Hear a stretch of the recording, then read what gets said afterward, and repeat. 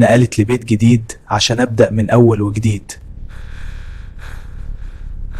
بس البيت كان فيه حاجة مش مريحة خالص.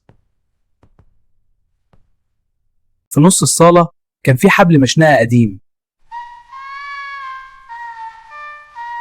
واقف مكانه كأنه مستني حد.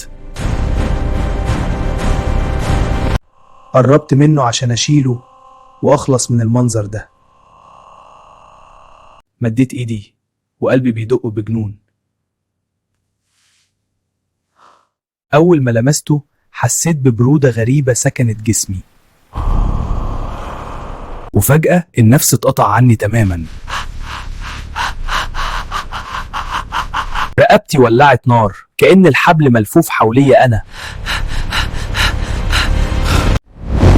العقدة ما كانتش في الحبل، العقدة كانت في روحي.